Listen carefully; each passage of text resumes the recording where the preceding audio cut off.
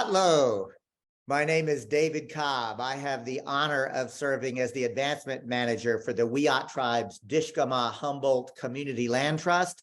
Sawatlo means howdy or hello. Howdy is the Texas version of saying it, but I am very excited to welcome you to this session on making land back real as a concrete example, the Wiyot Tribe's cutting edge new community land trust. I also, before we get underway, want to give a big shout out to KMUD Community Radio here in Humboldt County, because we have the honor of being simulcast live on KMUD, what I often call my community radio station. And if you're in the KMUD listenership, it's your community radio station too, democratic media at its finest.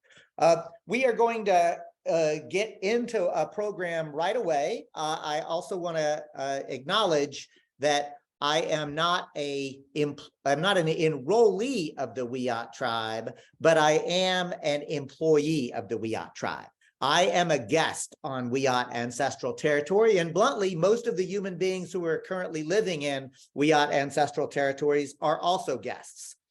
Having said that, I have never had a Wiyot person yet tell me, David, you have to leave.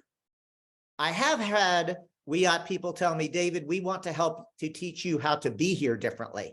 And then your job is to help teach other guests be here differently. Because my mama, papa taught me how to be an appropriate guest to humans and with humans, but she did not teach me how to be a good guest to and on land because she didn't know. It's a cultural thing. It's not a genetic defect, but we can learn how to be guests appropriately in reciprocal, right relationship, not only with each other and humans, but also with the land and the sea and the rivers and the fish and the birds and all of life itself. So we're going to be joined by two people. The first person is Randy Crutcher.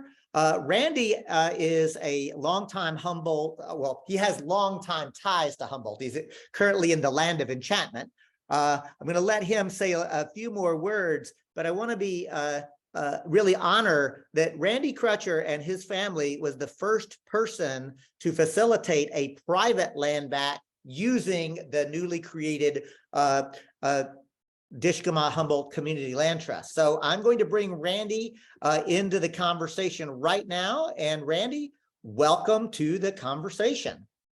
Thank you, David. It's really an honor and, as they say, a privilege, actually, to be here. And I am so excited about this opportunity to share and also hear stories about this exciting development of the Wiyot Community Land Trust.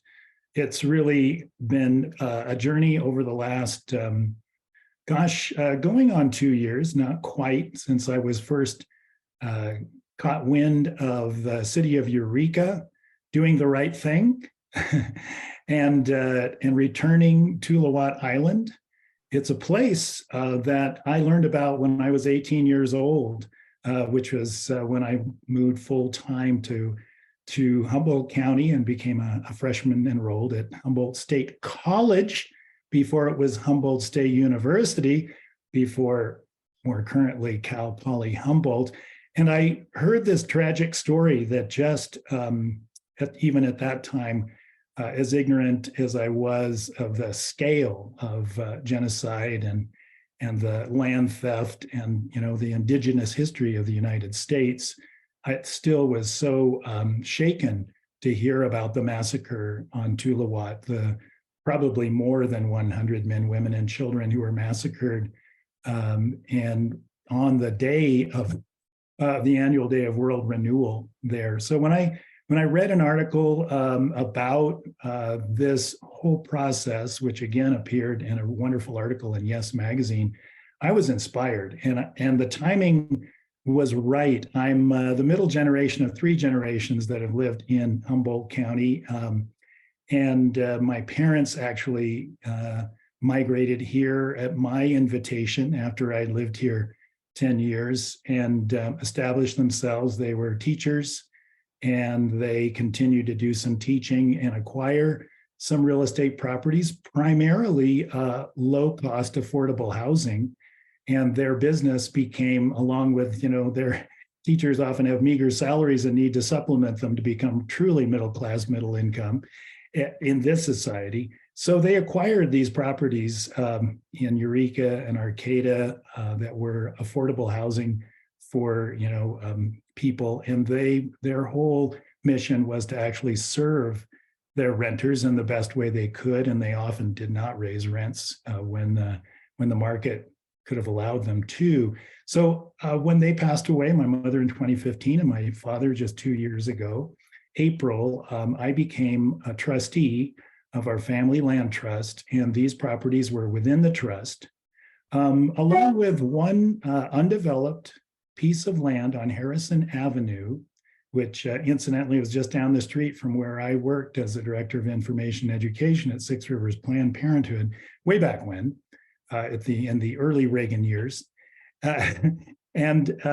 So this little piece of property was not developed, and it was in the family trust. And my other family members and myself realized when I mentioned that I had seen this city land backed of Tuluwat Island, that maybe there was some kind of new opportunity to, as settler colonist heritage white people, make some little symbolic act that could be part of this larger, much needed movement of land and water back on Turtle Island.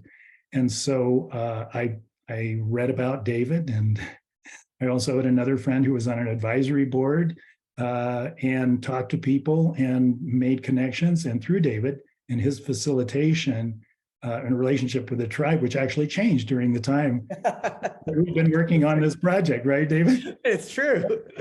The degrees of separation between you and the tribe were diminished. And so, we explored this, and actually nobody quite knew exactly what to do and how to make this work. But immediately tribal leaders were very gracious and said, we are ready and willing and would feel, happy to receive this piece of land. And I thought, well, that's step one. Now on to the devil and the details, right? And so, at some points during the process, I wondered if it was actually going to happen.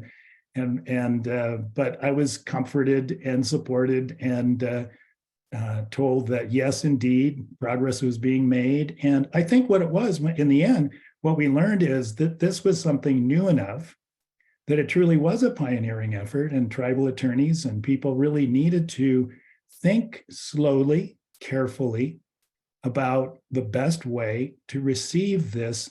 I don't call it a gift. I call it, a return from my family whose values aligned with this action in a beautiful way. And that was a step on my part. I had to make sure that everybody agreed to do this. There were several family members, as I've said, in residence still in Humboldt County.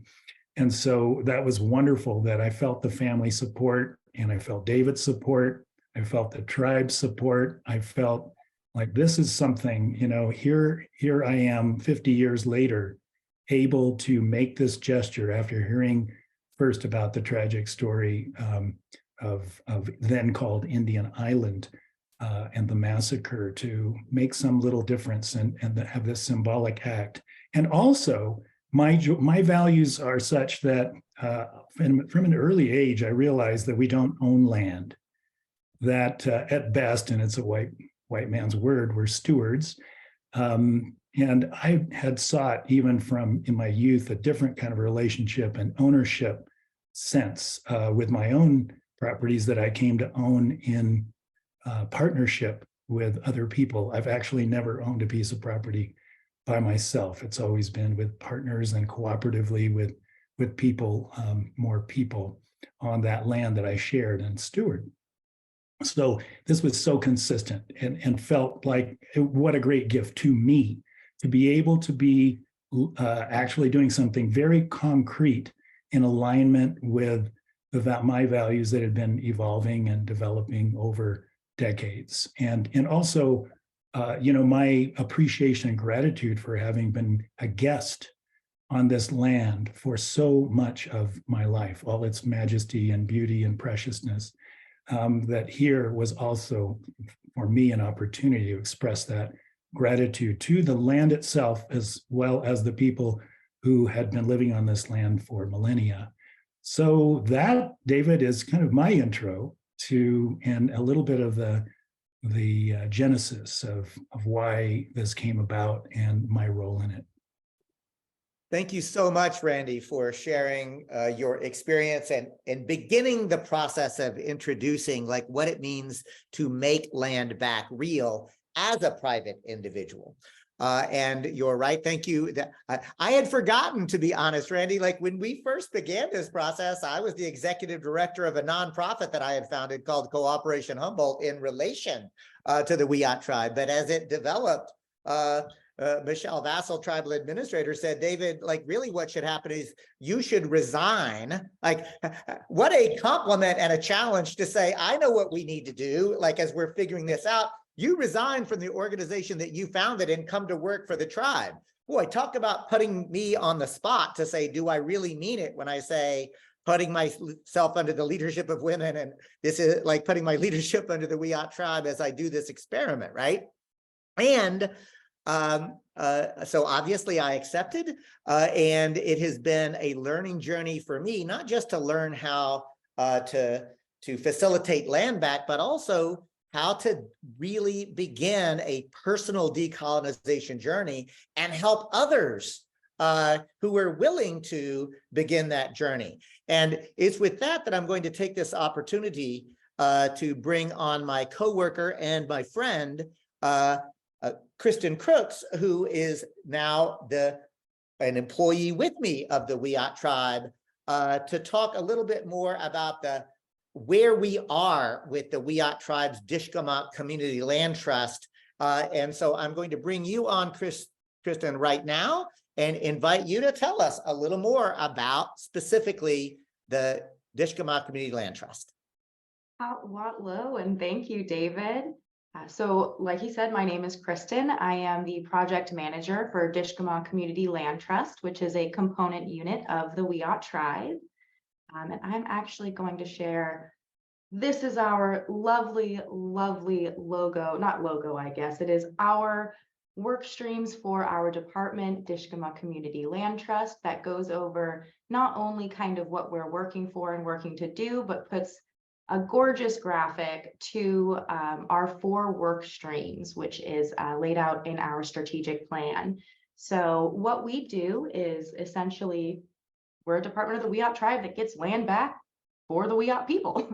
It's that simple. We use multiple different mediums to create affordable housing, to create workforce development, and then on those parcels that are either publicly or privately donated back to the tribe, we can do either of those or environmental and cultural restoration, which is incredibly important, especially in Humboldt County with such a large history of extractive practices, from fur to gold to timber to the green rush. Every single rush around here has just been pulling from the land and the Wiyot people. So making sure that we have all of those together is what we do essentially. As someone who says a project manager, I'm a little bit more of the details person, so I apologize. David is going to be 10 times better at getting your attention and making sure that all of the fun details and rah-rah is covered. He's a fantastic storyteller. I'm the person who goes down to the county office and records the documents to make sure that we get that land back. So I just want to start by kind of going over a little bit about the Wiyot Tribe and a little bit more about what Randy said with Tuluwah Island as well, because there was this huge historic thing where not we as in the government, as I am an employee, not we as in the Wiyot people, as I am not an enrollee of the tribe. But it was amazing that the city of Eureka decided to give this land back, but that's actually not where this story starts. In, I believe, 2000, there was a grassroots effort of Wiyot people who raised money and fundraised to get a 1.5 acre parcel on Tuluwah Island back. So this has been a project that the Wiyot people have been spearheading for such a long time. Another project that we've actually got to work on was the return of Marashua, which is a 46-acre parcel of coastal wetlands that is going to be reserved for ecological and cultural restoration near King Salmon in Humboldt County. That was a joint effort between Humboldt, between our Natural Resources Department, between Dishgamu, between, I believe, the Ocean Preservation Council was the one who funded that. And it is actually the first time that the state has funded a land back effort through this kind of, it was for environmental restoration as well. So there's a lot of things that the Dishgamu department is actually going through and doing that haven't been done before, which is really interesting. And then I'm gonna pass back to David to kind of see what information we're looking for. Thank you so very much. That was a wonderful overview. And now I'm going to ask Nicola Walters. Thank you. She's doing that even as we speak. We're going to bring both Kristen, myself, and Randy into a conversation. And I'm going to encourage others who are participating live on the video to use the chat, make comments, ask questions, etc. If you're listening on KMUD, we just want to say thank you so much for you, the listener of KMUD, to hear the story on radio, and to thank KMUD as an institution and acknowledge KMUD is actually a sponsoring organization of this entire Decolonizing Economics Summit. So KMUD Radio really walks the talk, even as radio, they talk the talk. So Kristen, I want to start with you because you used a phrase that I think that some of our viewers and listeners may not be familiar with. You said the Wiyot Tribe is a component unit of the tribe. Do you want to say a little bit more about what that means and why that's so unusual? Well, especially for our department, our component unit, it's easier to say department for lack of a better term. I'm gonna be honest with that one. So a lot of CLTs are 501c3s, correct, David? And remember, Community Land Trust, for folks who may not be familiar with the phrase CLT, right? But yes, you're correct. Yes. We actually, when David and our tribal administrator, Michelle, came together and had this lovely brainchild of the Dishgamu Community Land Trust and stole David away from his baby that he created. And now I get to work with him. So be jealous of that one. They said, we're going to create this whole new section essentially of our government. So we get to run through the Wiyot tribal government. It gives us more access to grant funding. It gives us more access to government transfers. It gives us access to lawyers for our part to make it easier for everyone else to give their land back. So if you're in Humboldt County, I'll put my email in the chat. But being a component unit really just, it means that we are a part of the government as well as something to spur on not only our affordable housing for all of Humboldt County, not only workforce development for all of Humboldt County, not all in our ecological and cultural development, but also we get to do it through the tribe and be completely Wiyot led, meaning any decision doesn't come from me, any decision doesn't come from David, every decision goes through the government and is made by the elected officials of the Wiyot tribal government. Perfect. And Randy, of course, you saw in real time the exploration and the unfolding of this. I'm curious if you had any thoughts that have spurred up so far. I've got a number of guiding questions, but I want to give you an opportunity to share if you've got any thoughts. Yeah, well, this, what I'm thinking now could probably be woven in any time over the next hour. But one thing that occurs to me is that I have a piece of paper. And on that paper, it's a deed to the Wiyot Community Land Trust, and its language is such that it is preserving cultural values and practices and environmental values. So this little piece of land in Eureka is actually it's difficult to access. And the reason being is it's one of the few places that was not landfilled by the Industrial Revolution that hit Eureka head on. It's actually part of the riparian area.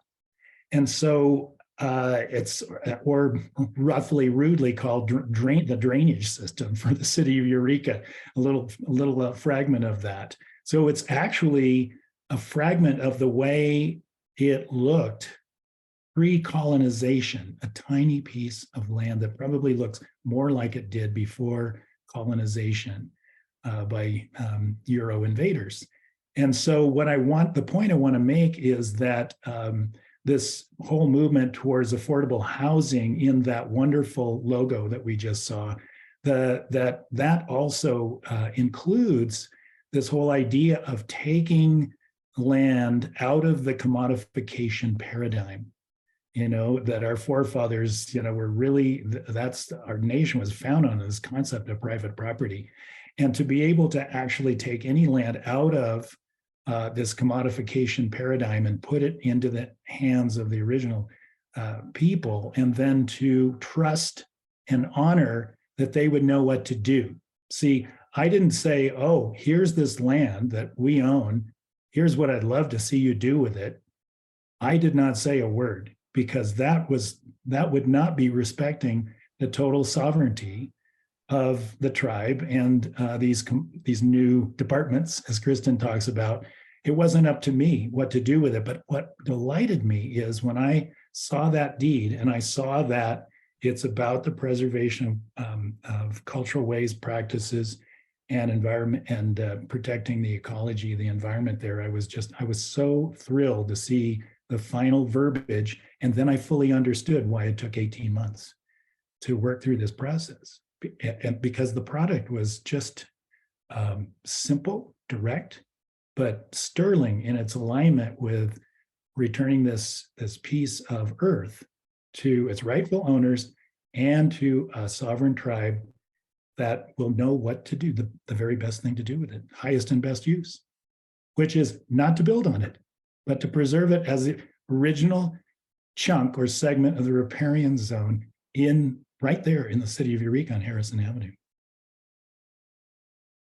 I think that that's so important as well, because that's why we included we have 4 different work streams that we go through. Each different parcel that is remediated to the tribe, that's given back, can be used for something different.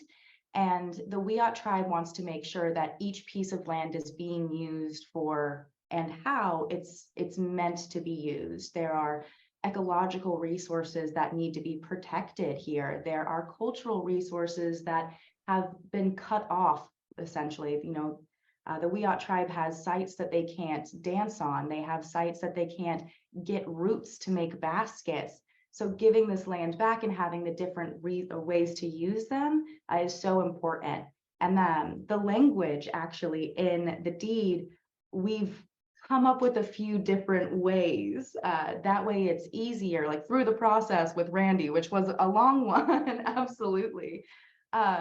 It's given us the opportunity to make it easier and easier for the next set of people. That way we have some language for those that want their land preserved. We have some language for those who are okay having affordable housing built on it.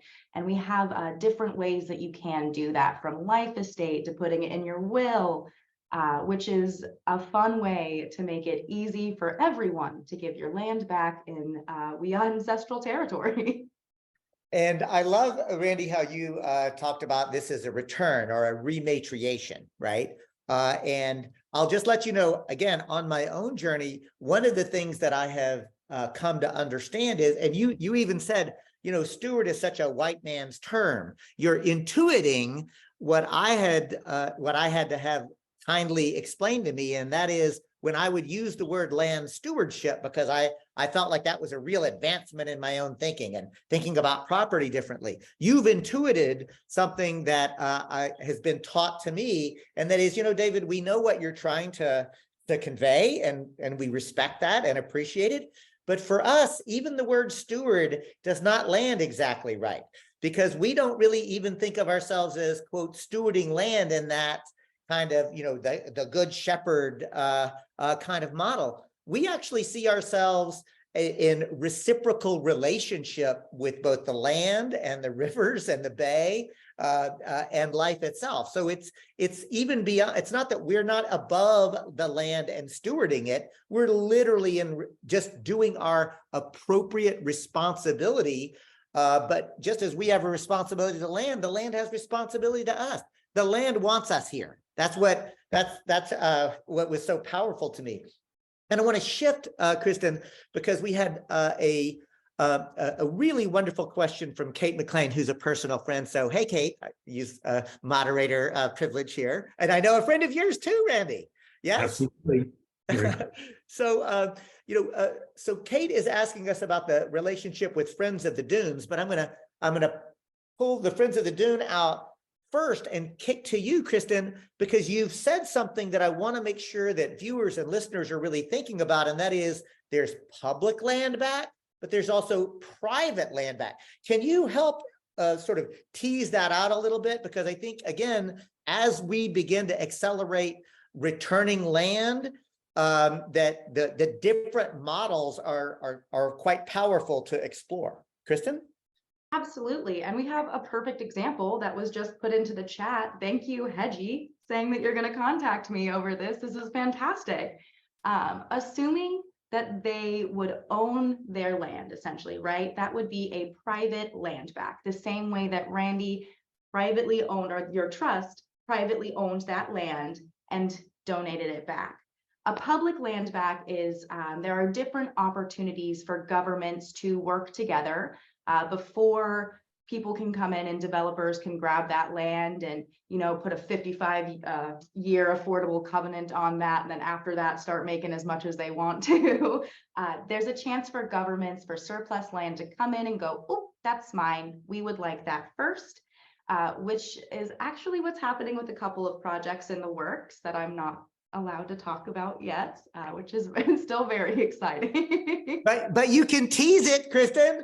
You can tease it, which you did beautifully. Thank you.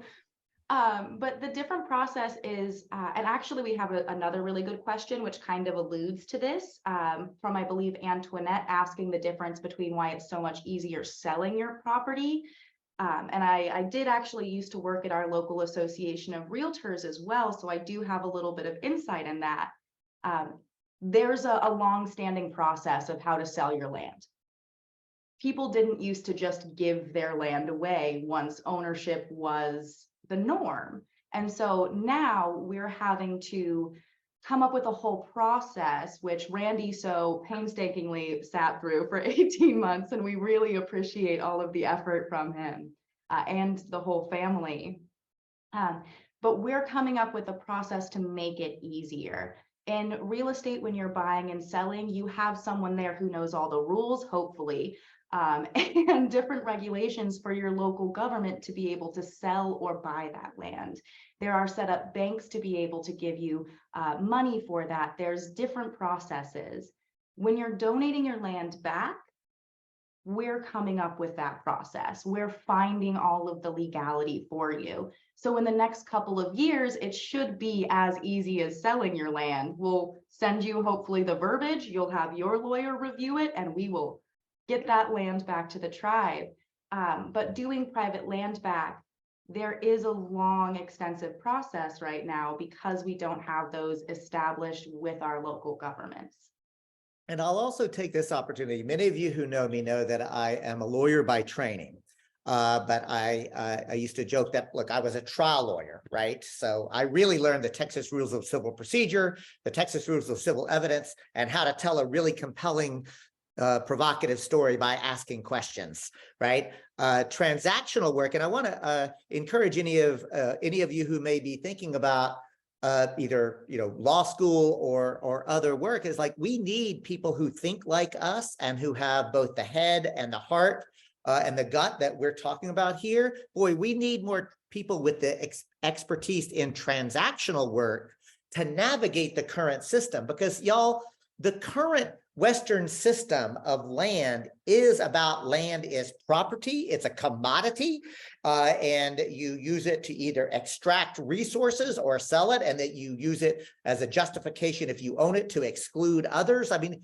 it's an entire Western framework. And Randy, this is back to your earlier opening comments that I thought were so inspiring and powerful. And I'll just say, I know that Jennifer Tucker is at the University of New Mexico and will be on the decolonization of the land panel, which I'm really excited about tomorrow.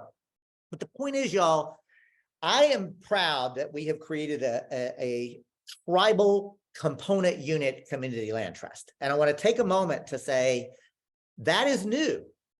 Because I'll just tell the story really quickly. When Michelle and I were first working together, I knew that I'd like to start doing land work in different ways, and so I went and asked for a consultation with the tribe as the executive director of the nonprofit. And I found out later that our tribal administrator Michelle Vassell and tribal chairman Ted Hernandez afterwards sort of were chuckling about it, and they said, you know, most governments don't even treat us appropriately, or David Cobb did something different than even most governments do, which is how he engaged us. And I'm not trying to break my arm patting myself on the back. I'm trying to implore other people to recognize it's not just a quip. The Wiyot tribe are a sovereign nation, and we should treat them differently, right? And not out of some sort of noble savage nonsense. It is actually both morally, ethically, but also politically and practically, they have a different relationship in the government. They have a different historic relationship to the land, that they have been here since time immemorial. They know how to be here, and they will be here after the city of Eureka government is gone. Like, they will be here because the land wants them here. My point is that when we first started this conversation, I was really pleased with myself because I had this idea. Oh, I know. All right, so we have to create a 501c3, right? Like, that's just an assumption. We know that all community land trusts are nonprofits, so we have to do that. But then I said, oh, but what we can do is have the Wiyot Tribal Council have the authority to name 4 of the 7 board members of the board of directors. And I thought that was really cutting edge thinking. And I was very proud of myself.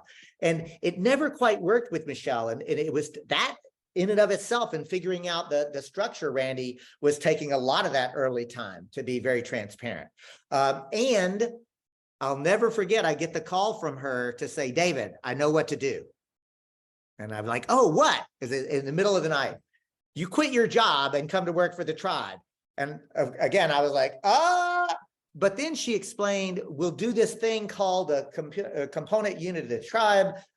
We'll create tribal law for a nonprofit. We won't even deal with the federal government or even the state government. Like, we'll do it as the sovereign Wiyot tribe, but we'll also be associate, like, it'll be a component unit. So it'll be both government and nonprofit. And my legal mind, trained in the Western concept of law, said, I don't think we can do that. Like, we're not allowed to do that. And so I literally said, Michelle, I want to say yes, but I've never heard of this. Let me research it. And it took me about a month of just going through the research process of, can we do what and Michelle is not a lawyer. And so here's the answer that I gave to her. I've looked and looked, nobody has done this. And I can't find any reason it can't be done. Then I went to the Sustainable Economies Law Center, asked them the question, same answer. I went to the Movement General Counsel folks on the East Coast, same answer. I went to the UCLA, they're called the Indian Law Clinic, who again, Lauren, the now law professor, then was director of that clinic, had the same answer. I've never heard of this, but let me research it, and I'll put my entire student class. This is an excellent question. I'm going to pose it to them. Everybody came back with the same answer. Nobody has done exactly what you're doing. Now, there are examples, the Sagorate Land Trust, the Tongva Land Trust. There are emerging new land trusts that are coming online, but they're still for the most part, all of those are still nonprofits, right? They're not federally recognized tribes. So those people, again, members of the Ohlone, member of the Tongva people, are not, quote, federally recognized. So they had to go through this process of the nonprofit. But because the Wiyot have fought to earn federal recognition, they had the ability to do something new and different. So I'm giving all of this backstory to say that we have to really, in this conversation and in all of our actions, really grapple with the fact that it's both legal, political, cultural, and moral to treat the tribe differently, right? The tribe is government. And that's why, Kristen, your point about, that because it's not even like our immediate supervisor, Michelle Vassell, or the department director doesn't make those decisions, right? So tell us a little more about that. So when this was originally set up, it was set up to be Wiyot led. That was all, essentially. So as you know, in most governments, government officials are elected. So since the Wiyot tribe is their own government, they have their own government, their citizens elect the tribal council. We submit our proposals, what we want to do, our recommendations to our director and to the council. Those get publicly noticed the same way that you'd get publicly noticed here if there was going to be an affordable housing unit up in your new area, right? Everyone gets a say is the thing. And we do kind of have a question about who the land speaks through that I want to touch on as well. Is everyone okay with that? Because David, what you were saying is we're not supposed to like treat, and I know that you meant just the government, like it should be treated differently, but we've had a lot of conversation about not treating Indigenous people differently in a romanticized version of that, right? And so when we ask who does the land speaks through, it's simple. It's who's paid the most attention to it for the longest time. The Wiyot people know this land because they have spent time putting in scientific research of observation, changing different things, seeing what works and what doesn't. And that's why Wiyot ancestral territory speaks through Wiyot people, because there are generations of observation and storytelling that actually help them be able to live in that reciprocal relationship with the land and show us how to live in that reciprocal relationship with this land.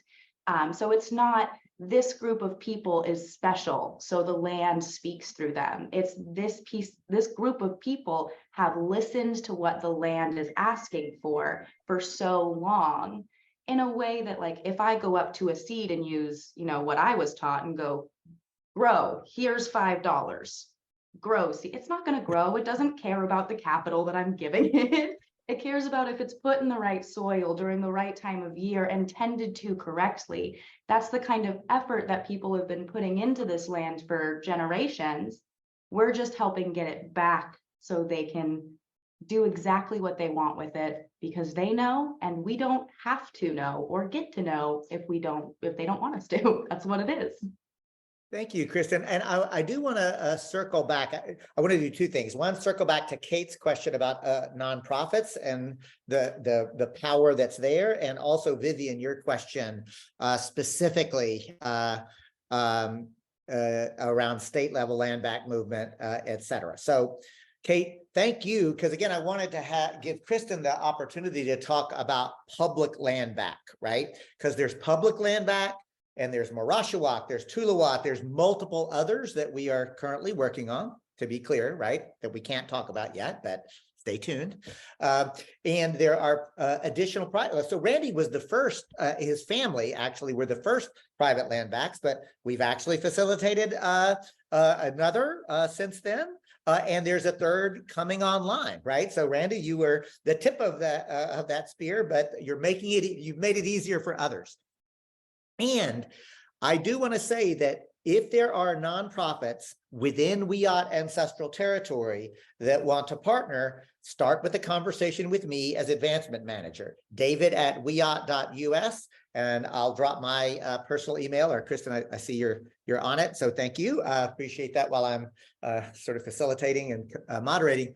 But you can contact me directly, right? And I will eagerly help figure out in what manner and to what extent. Remember, I'm not a decider. right? I am an advancement manager. I report to a department director and then to the tribal administrator, and ultimately the tribal council makes the decisions about what to prioritize, what, et cetera, right? But having said that, it is a responsibility for me. If it falls within those 4 work streams that Kristen described, then I am empowered to do my job.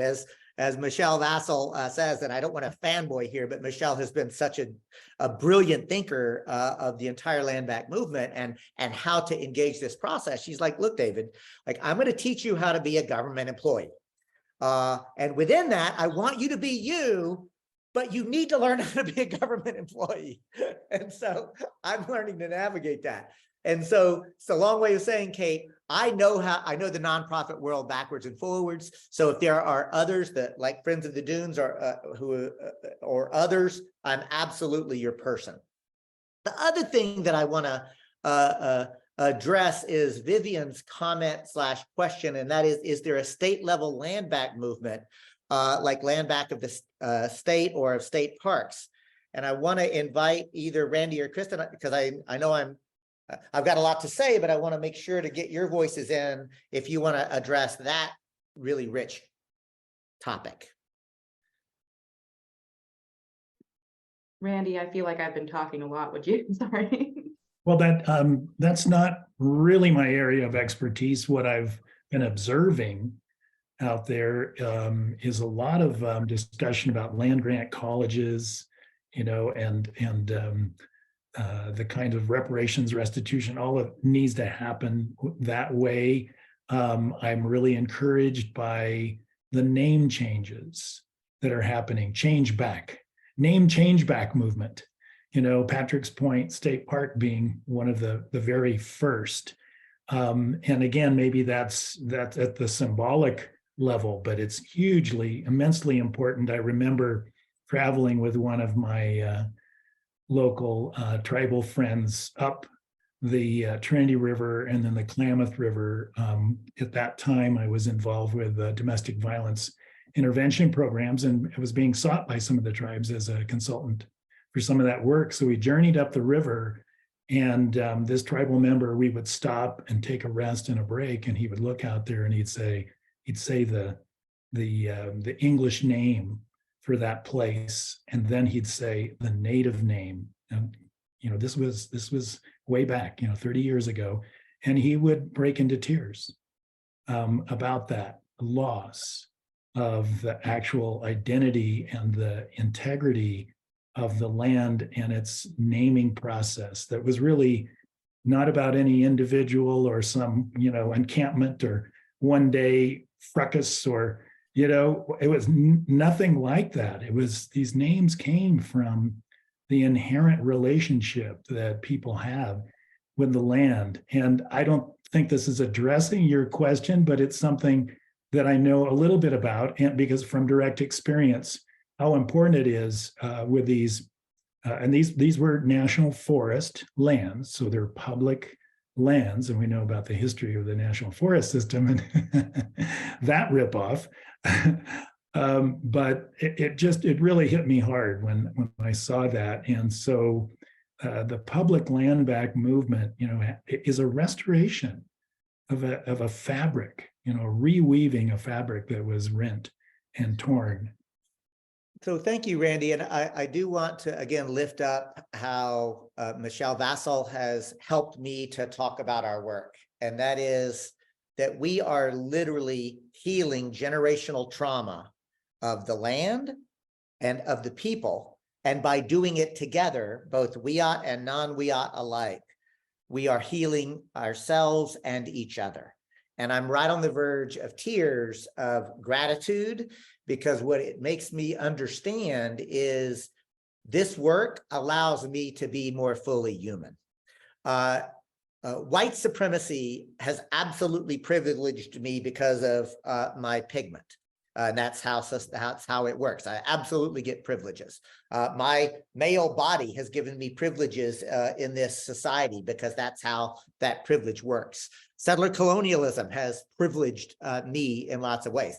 Capitalism didn't privilege me so much because I grew up in poverty, but So that's the interconnectedness of it works. But I do want to say bluntly and clearly, and a shout out to Bell Hooks, who helped me really understand this, that although my male body has given me unearned privileges left and right, it exacted a heavy toll. Settler colonialism and white supremacy gave me all types of privileges, and anybody who looks like me gets privileges because of our skin color, but it extracts a heavy toll. And that toll is our proper humanity. We were never really taught and understood by this society that we're actually all connected and that we all have inherent value simply for being. I want to say that again. We all have inherent value simply for existing. We are supposed to be here, and we're supposed to have, and we each have gifts.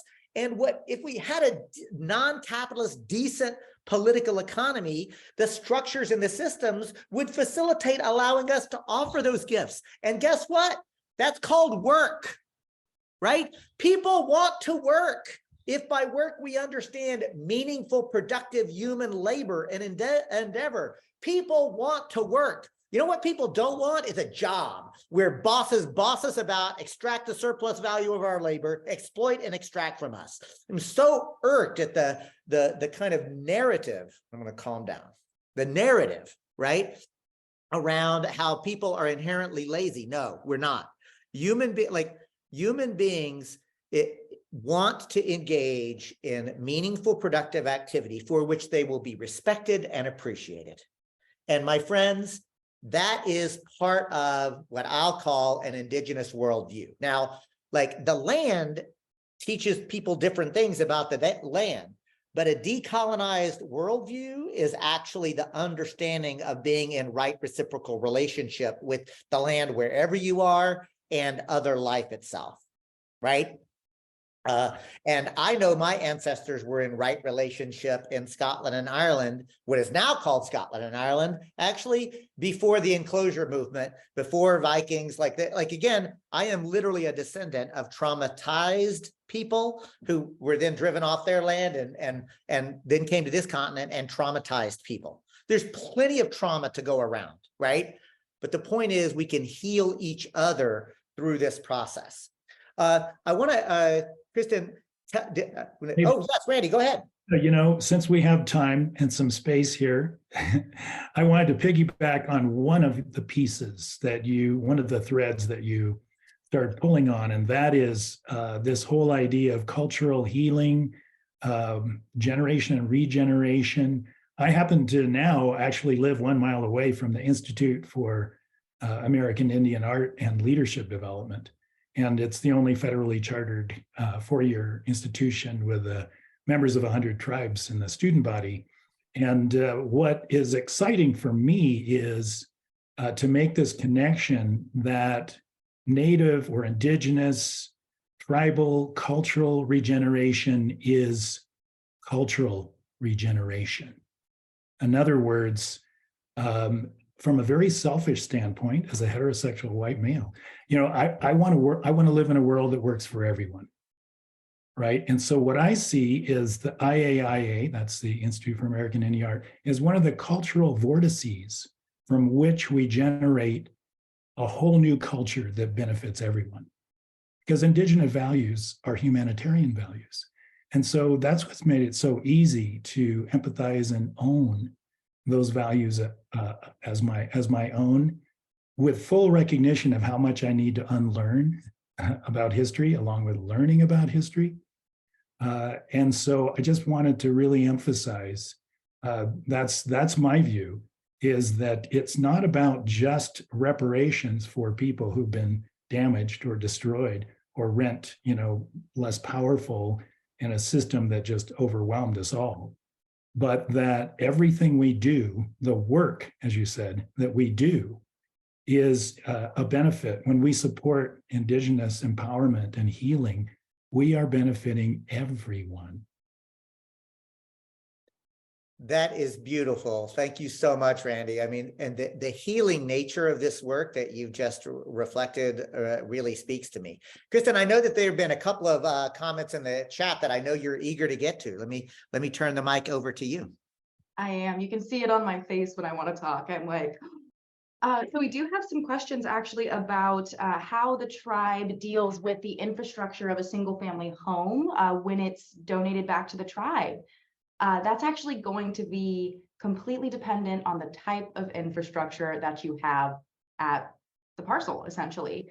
We have one that was donated back to us that had a septic tank that used gravity, essentially, that had been probably needed to be updated for quite a few years with a couple of different abandoned vehicles on the property. Each parcel is going to take something different. What we do in Dishgamu is be as flexible as possible, especially for people who make sure they want to give their land back. That's something that they want to do, but they don't quite know how. So one of the ways that we get this done early right now is through a life estate. So people can live on their property. They can do what they'd like to do. We have a plan for after. And then once something happens or they move or they don't want to anymore, it's just given back to the tribe, whatever that is. And that is the other question I wanted to hit on from Deb about the language. So the language of the deed is going to be completely dependent on what the person who owns the property wants. So there are people who want their property to be used for something specific, and there are people who want their property to be used as the Wiyot tribe deems fit. Either one of those we can work with through language in this actual process. Now, the way that works is the Wiyot lawyers can't actually review your language. And a quick tip, if you have the same lawyer as the other party that you're dealing with, it's generally called a conflict of interest, and you don't want that. So you'll have a lawyer look it over. There are some fantastic law libraries where students that are supervised can actually look over small documents like this if that's not an affordable option for you. Also things like, never mind, I'm not going to mention that. That's a company. But we craft the language specifically if you want something different. And if you want something general, that link that I posted a little bit earlier has generalized verbiage that you can put in a life estate or a will, and you can just have a lawyer look over it and it'll go back to the tribe.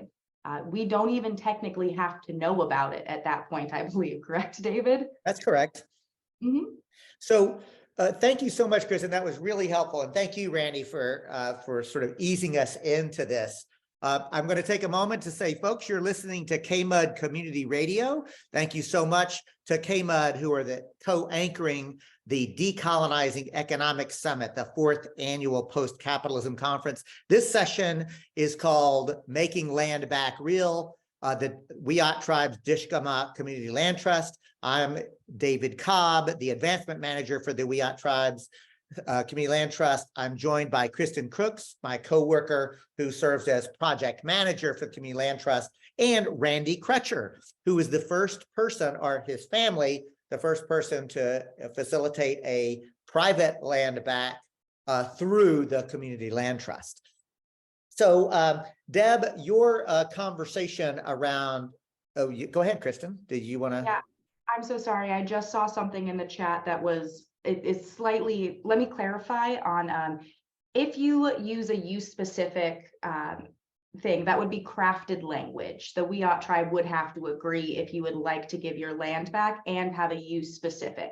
If it's non-use specific and you just want to give it back with no restrictions, then the Wiyot tribe can still choose to accept this land at the end of the day, the same way that anyone can when property is given out after you've passed. But it would still be up to the tribal council in the way that they make the decision for everything in this department. So sorry if that caused any confusion. Thank you for that clarity. Again, learning to be a government employee. The reality is that Kristen and I have a task, but ultimately all of the decisions, remember, we are government employees. And so the tribal council has to be the one through a formal process to accept land. As Randy Crutcher can tell you, his eagerness to rematriate that land, he couldn't do it on his own. The tribe had to go through an internal process to accept it. That's literally the process. In addition to that, I want to touch on Deb, because I think that legally this is something really important to understand, and that is that the Wiyot tribe is a federally recognized tribe. We talk about sovereignty, and I want to push sovereignty as much as it can, but let's make no illusion about it, right?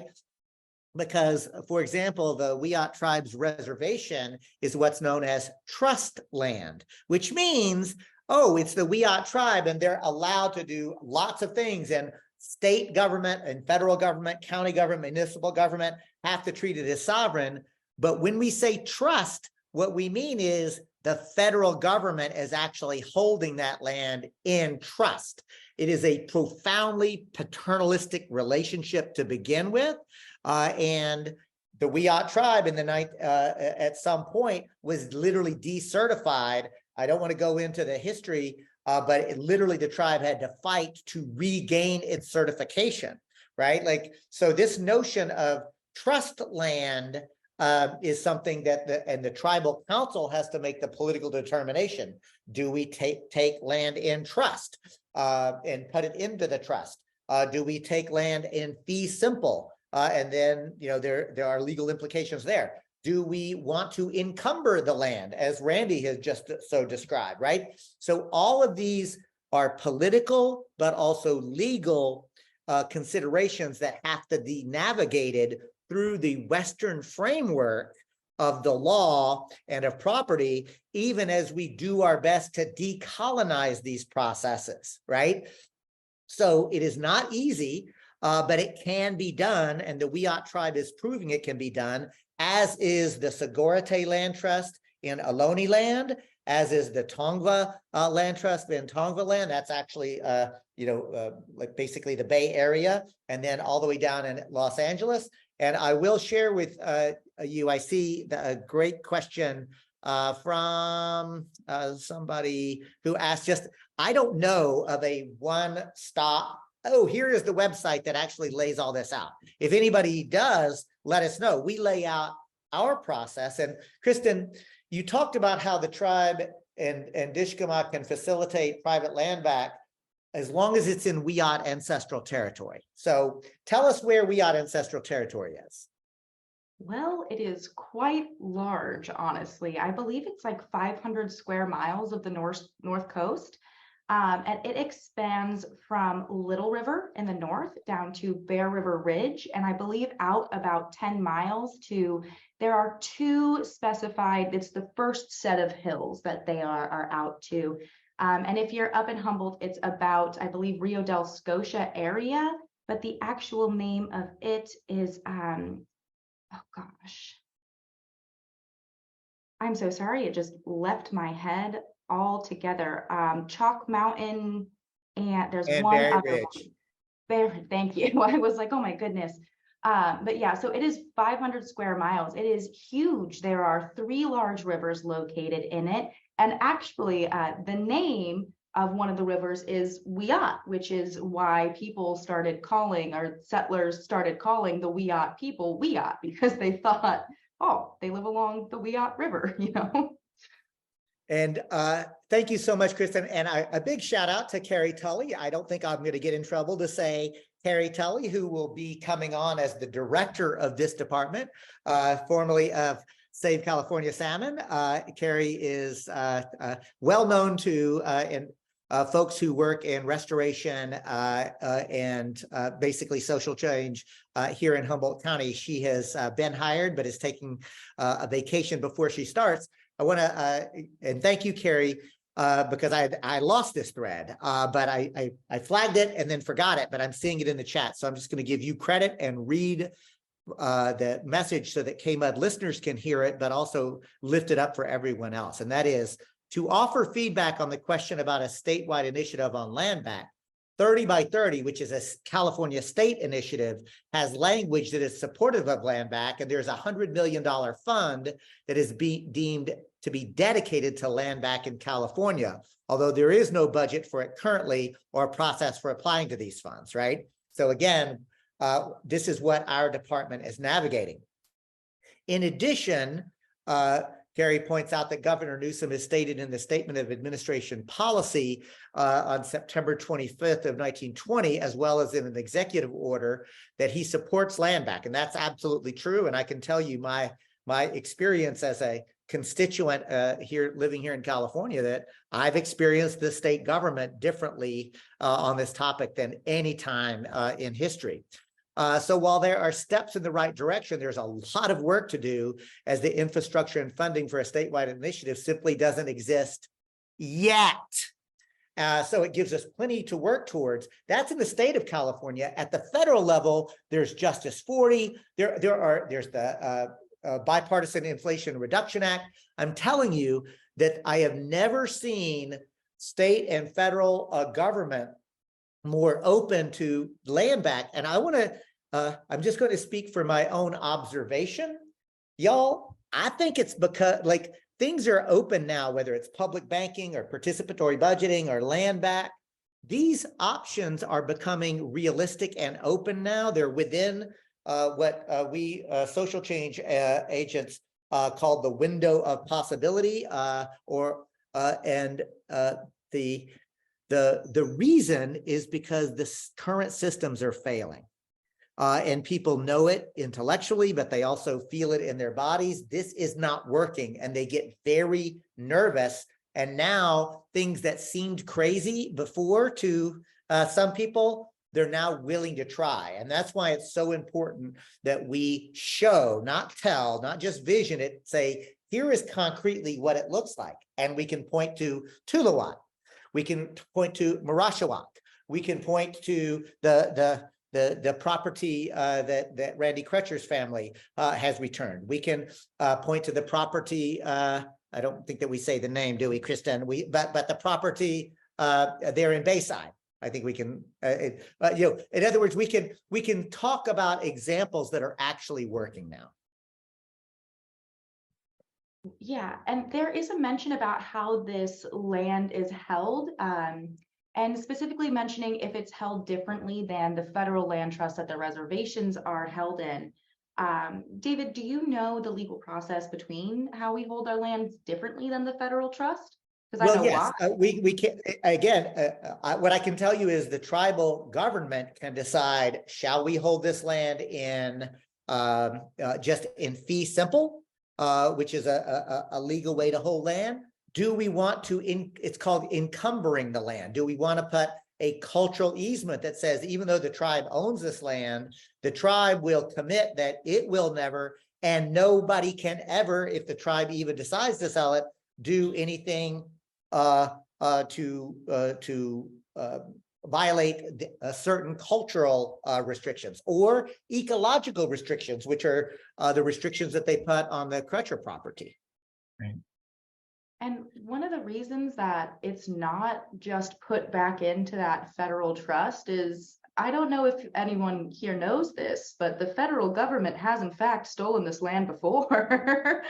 And not even just once. I believe in 1961, the original reservation that the Wiyot people resided on was given back to private landowners, and they had to sue, essentially.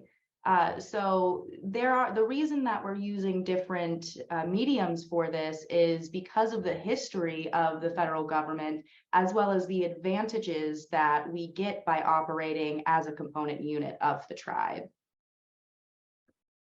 And Randy, again, I feel like Kristen and I, as tribal employees, have been doing a lot of the talking. But I do want to really have you heard anything that is inspiring you, especially as somebody? Because I want to be super transparent here, y'all.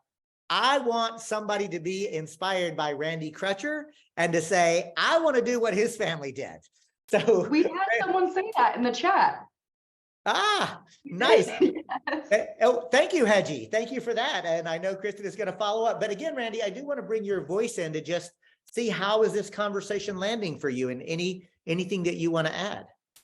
Well, I'm delighted to say that a friend of mine did ask me early on, so what are you doing, and what's the process, and how's it going? And that person has already participated on our call today, because they were thinking about their own private property and what they might want to see happen. And I believe in their case, they did not have children. So there wasn't a clear, it's going to go to the next generation. It's going to, that's how wealth is accumulated, right? In our class system. But so I'm inspired that a friend of mine already had asked and has been following this process, and maybe one of those people in your field now who you're not able to mention. What this has done for me, though, is I did also entertain the notion of another Humboldt County tribe acquiring my parents' home, which just closed escrow. Now it's actually, I don't mind saying, it's in the Yurok homelands.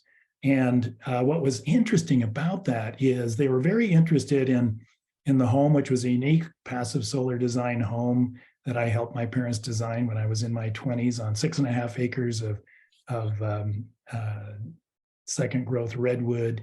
And it was very much in the homeland area, and they were very interested, but they basically were encountering so many opportunities that they were running to catch up, to develop the capacity to engage with all the opportunities coming their way. So in the final analysis, there was the perfect family to have a family of teachers. That basically this home was passed on from a family of teachers to a family of teachers, and that just closed this last week. But it inspired me. This whole action and the results have inspired me to continue. And I have more recently acquired some land in New Mexico, and I'll be in touch with some Pueblo leaders, tribal leaders, about the possibility of that land being a part of the rematriation movement. So I don't know who else it's inspiring at this point, David, but I know it's inspiring me to, within my means, which are limited, to explore other possibilities and opportunities myself. Well, thank you, Randy. That warms my heart. And I feel inspired also to lift up and channel something that I heard Dr. Crutcher Rising Baldy say at the recent Land Back conference. Dr.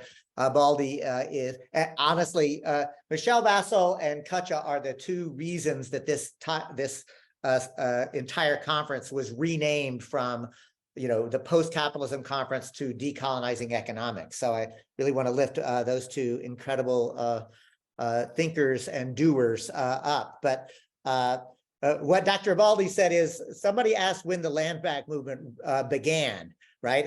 Was it because I'm starting to hear it, and it's more than a hashtag. So, but when did it really begin? And her answer, 1493, right? I mean, the reality is, y'all, that look, I can't do anything about the history, right? The history is horrific. It is attempted genocide, not successful genocide, but certainly genocidal policies and the use of enslaved African labor to build this land, and the horrors of indentured servitude. And it's just so much extraction, oppression, domination, power over. That is the history. It does not have to be our future. And this is the point that I'm making. If we get values aligned, which is what I keep thinking about, Randy, when I hear you talk, right? You wanted your conduct to align with your own values, with your family's values that you were taught, right? We can make a different future together. Now, we do have to navigate the current systems to do that, but we don't have to it's not about shame or blame, right? I don't know about you, but I've never been really particularly motivated in a healthy way by shame or blame. And frankly, I'm not interested in assigning blame either to anybody listening to my voice or to me. I am interested in appropriate accountability to acknowledge mistakes and then like identify gaps and close them. And if I am part of the reason for a gap, then I say, help me see it so that I can correct it. As Maya Angelou says so beautifully, do the best you can. And when you know better,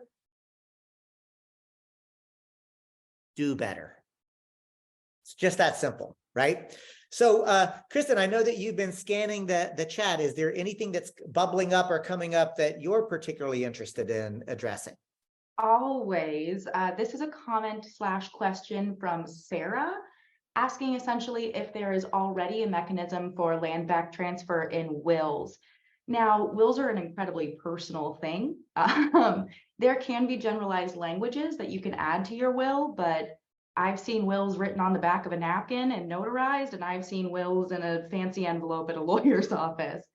Creating a mechanism that would go over all of those would be very difficult, but I do really like the idea of setting it up. Someone mentioned, Justin, about setting it up like a or organ donor registry, where it'd be something you'd be able to opt into.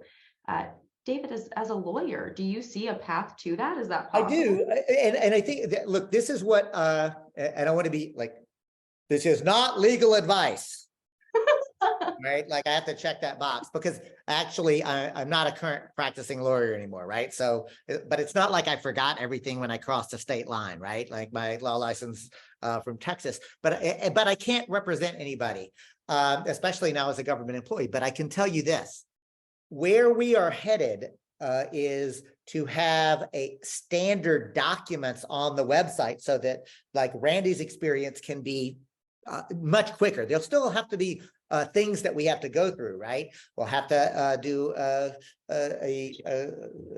deed examination. We'll have to do an environmental phase 1. I don't want to bore people, but there's still things that will have to be done. But imagine for wills to say, this is just a standard will that would incorporate a couple of different ideas if you want to rematriate land, quote, ownership on your death.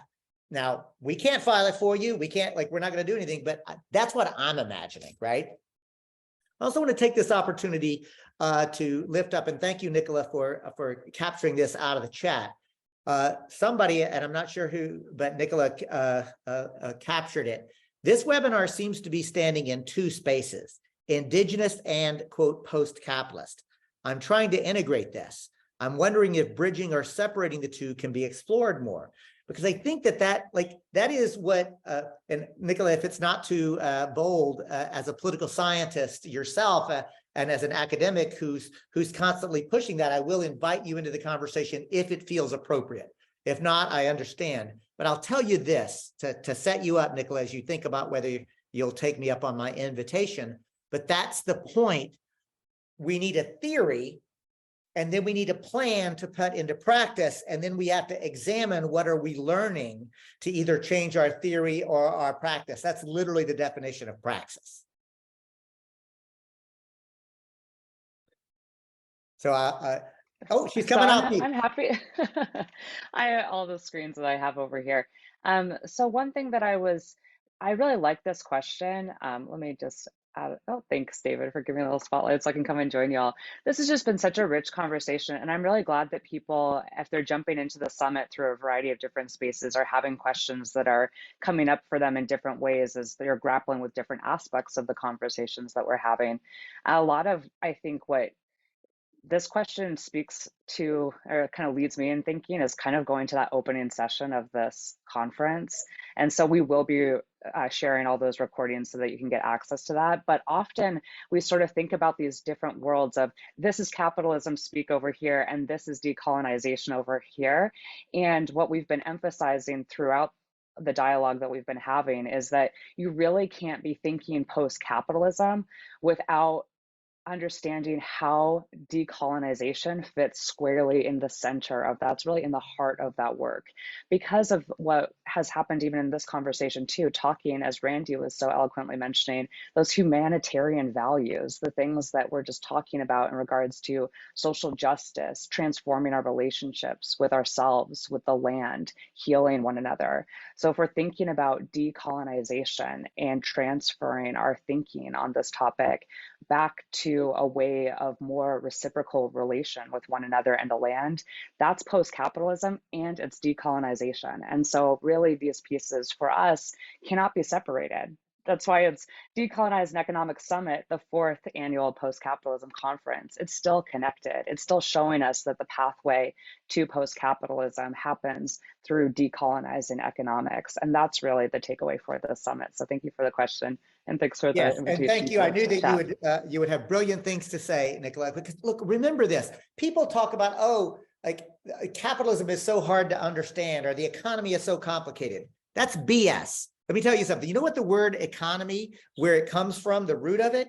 It literally means eco, like the word translated from the Attic Greek means the management of the household, right? Like that's literally it. So if you pay rent, you're doing economics. If you make money, like anytime you're touching money and managing it, you're doing some level of economics. The key is that the way the capitalist economy works is it thinks about what it's meant, like the indigenous worldview says the land is our home. And there is no difference between wild nature and like it's all like we are all it, right? That in one of the sessions, I thought it was brilliant. I forget who it was. I think Penelese pointed out in most indigenous languages. In fact, she said, I don't know of any where there's actually a distinct, like that like wild land is not anything that any of us would ever say, because it's like it doesn't even make sense, right? That's how different the worldview is. And what I'm trying to suggest is that we can get back to thinking about that and acting like that. And capitalism as a definition is actually quite simple. And it goes like this. And any of you who are following in front of a computer, check my math, check my paper, like look it up online, go to any macroeconomics textbook. And in essence, the characteristics of capitalism, there are 5 key characteristics. 1, the private ownership of the things that we use to produce. So like private property, uber alles. Number 2, that things are produced as commodities, right? As opposed, and that's the difference between commodity production or use production, or commodity value and use value. In other words, commodity production. So number 3, that they can be bought and saved for at a profit, or profit maximization, right? Number 4, labor itself is simply another commodity. Number 5, market allocation. Everything is just done by the market. So describing it that way, it's like, oh, okay, that's how the economy works. And it's very complicated. Only an expert can understand it. I've taught elementary school kids the basic idea, and I can do it with little kernels of rice about what commodity production means versus use value, which is if you don't have money, you don't get to eat, right? Like use value is something different. It means we do commerce in order to meet human needs. It's just sharing. Like at the end of the day, like the economy that we're describing is just, can everybody get their needs met and everybody offer their gifts? And then let's just facilitate that. Let's figure out how to help make that happen. And guess what else? Everybody will be happy then, right? It's just, it's nuts. Capitalism is at its core the ideology of the cancer cell. It literally depends upon unlimited growth on a finite planet. It commodifies everything. It turns everything into a commodity, and labor is just another commodity. It's not the meaningful, productive human endeavor. There's no room for it. It's a different worldview. And what we're trying to do, yes, this conference began as the post-capitalist conference, and the solidarity economy framework was the framework that we used. And for those of you who came to the very first session, we spent a lot of time talking about non-reformist reforms, things that can be won right now within that framework. And I support those. And what I'm saying is I'm pushing myself and everybody else to say, yes, concrete things that we can do now, but it has to go deeper. Real liberation will take us deeper. And David, I'm thinking, I love what Nicola said about really understanding that post-capitalism, or to move to a new way of being, we have to center decolonizing efforts. So the institution I work for right now, Southwestern College, is very, very much committed to decolonizing education. And the staff and faculty we have workshops and dialogue about that. But I'm also bridging to the session before this one, the term total inclusivity as a component of solidarity economics. That this notion of total inclusivity, sort of that to me is kind of a bridge. If we're really talking about that, then we take the laborers out of the commodification, make them human again. But it also means that we bridge to all the other non-human beings on this land, which hasn't been spoken to that much that I've heard so far. That total inclusivity would actually give voice to the other non-human beings on that land. And that has to be part of a broader view, I think, of solidarity economics, because extractive economies, they deanimate and they deanimate life on Earth. And that's what enables us to think that we can take and take and take. So total inclusivity, I love that term. And I think we need to even broaden it further outside of solidarity economics. That's brilliant. And for those of you who have registered, I'm going to include a couple of links when this session goes out. Nicola, if it's not too hard to, there's one pamphlet from our friends at Movement Generation called From Banks and Takes to Cooperation and Caring, a Framework for a Just Transition. And then I'm going to include, oh, and look at that. Kristen has it for you to view now. Thank you, Kristen. I'm also going to include a link to Emily Kawano's seminal piece, Solidarity Economics, Putting People and Planet Before Profit. Those are two frameworks for this that I think are helpful. This time has just flown by. So what I'm going to do now is to say, Kristen, I'm going to give you an opportunity for any concluding final thoughts. And then Randy, we're going to pitch to you to close us out. I know I think you've got the ability to share your screen. I've had the privilege of seeing some of this. So if you're only listening, you're not going to get a chance to see it, but I know Randy will talk us through it as well. So we're going to go Kristen, and then Randy will conclude us. And I want to, before I pitch it, to say thank you, Nicola, for the amazing help that you've given us, both as the tech support, but also jumping in and adding substantively. I want to thank everybody who registered and attended and joined us in the conversation. And there's more to come. We're just at halfway through this amazing summit. So Kristen, take it away. So yeah, there is a couple of things. I do personally want to thank KMUD Radio for coming out and doing this with us today, because my sister is listening all the way down in LA, and that is so special to me. But there are two things about this kind of process that I want to make sure that everyone thinks about as they leave this seminar. One is, if you give your land back, a lot of people have this idea that something's being taken from them. There is this big sacrifice that you are giving, when we don't have to do it that way. There's ways that we can work around you living on that land, or other people having a spot on that land, or your wishes being respected on that land. Something isn't being taken away by giving a land back to the tribe. Essentially, it's being given back to who it was taken away from originally. And one thing that I just really want to kind of, for people who do go about this process of giving the land back to the tribe, there is a very quick route to fall into kind of that white savior idea where, yes, I'm doing all of this thing and it's easy for me, so everyone should do it. But remember, there are different people with different resources. There are different people who are able to do what they can, and some people who are not going to be able to give that land back. They don't have the ability to.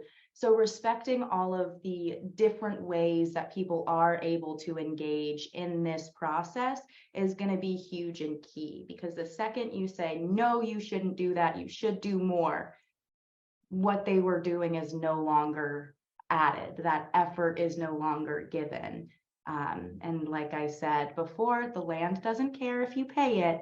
It cares how much attention you pay to it and the effort that you put into it. So, and thank you so much, everyone, for coming out. This was so exciting. Randy.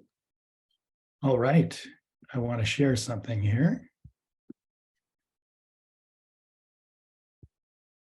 I'm wondering if I did it. There we go. Are people able to see this photograph? I see a photograph. Yeah, yes, I see it. Although if you make it bigger, we'll see it better, because right now I see a lot of the border stuff too. Okay, I don't know if I can do that at this point. It's less important to make the photo.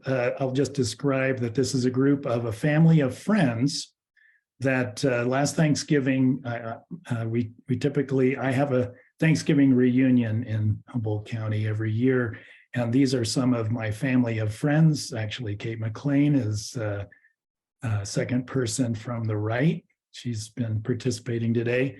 And I asked for their support because there was a point at which I was sort of in the dark about how this process was going, where it was going. I did have confidence in the people behind the scenes that were making things happen. But I also felt that I needed to perhaps strengthen my own resolve and my own intention by gathering my friends and performing a ritual on the lot in Eureka, the small city lot on Harrison Avenue in Eureka, to release and return. So a ritual of release and return, not pretending that we have any native prayers, but to create our own sort of prayer of release and return. This photo that I'm not able to enlarge is a group of us. In the back, on the other side of this mural is Tuluwat Island. So we didn't perform the ritual here. We did perform it on the land that was released and returned. And I'm going to conclude by sharing with you the prayer. In this land by the sea called Turtle Island, many passed through here and still do. Enough stayed to call this home and got to know its leg, wing, fin, and frond so intimately, they called it our place. Not in possession, but in relation. In this spirit, my birth family helps return this place to our place. A place of Wiyot dwelling, story, cosmology, and identity. We are blessed by this duty and responsibility to return what was unrightfully and violently taken. We are humbled by this small yet symbolic opportunity to make right a wrong, to contribute a share of healing and contribution to full regeneration and renewal of a world that honors all beings, a world wherein all know they are loved and belong. Amen.